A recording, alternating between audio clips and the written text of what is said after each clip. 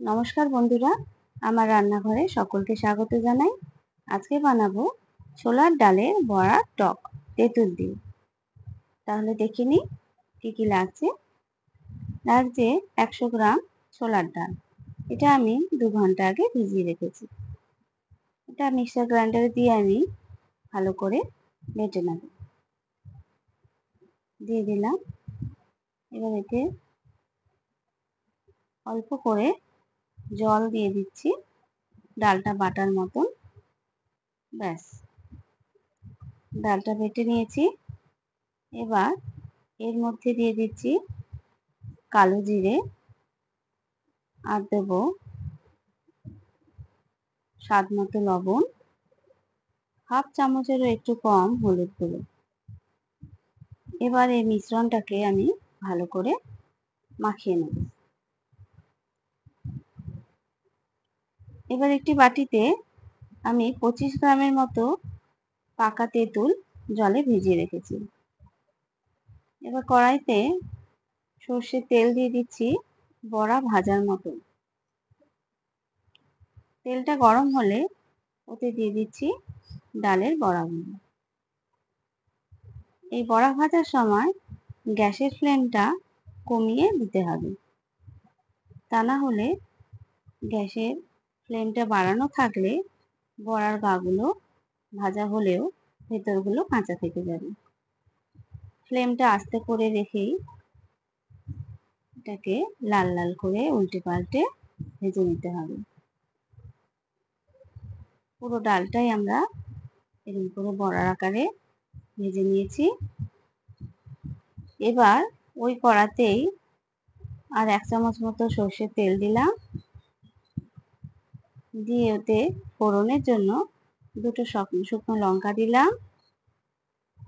দিলাম হাফ চামচ 5 ফোড়ন আর হাফ চামচ কালো সর্ষে।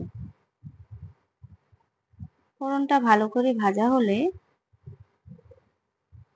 ভাজা হয়ে গেছে, ব্যাস।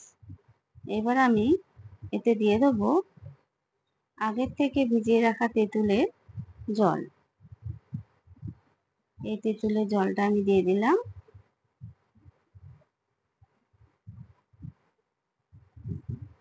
জলের পরিমাণটা আর একটু বাড়িয়ে নিয়েছি।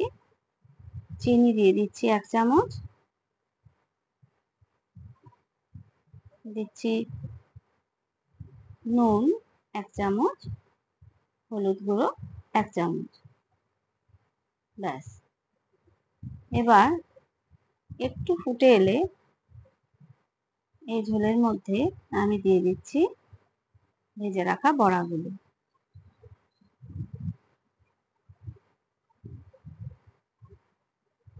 ব্যাস, এবার এটা একটু ঢাকা দিয়ে রেখে দিই 5 থেকে 7 মিনিটের জন্য।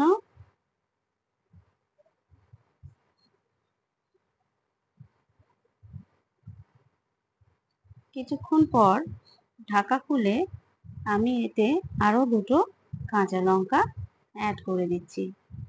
এই কাঁচা লঙ্কাটা বন্ধুরা টকের সঙ্গে মেখে খেতে খুব ভালো লাগে।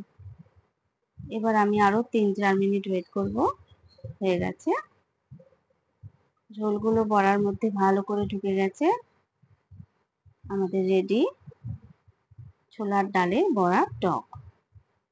অসাধারণ লাগে বন্ধুরা এই গরমের দিনে। এই নিরামিষ পদ থাকলে আর কোনো চিন্তাই নেই, খেতেও খুবই ভালো। তোমরা এরকম করে বানিয়ে খেও বন্ধুরা। আর তোমরা কে কোথা থেকে আমার চ্যানেলটা দেখছো সাবস্ক্রাইব করে জানিও কিন্তু। তোমরা এরকম করে বানিয়ে খেয়ে কেমন লাগলো আমাকে জানিও। তৈরি হয়ে গেল আমাদের ডালের বড়া টক। ধন্যবাদ।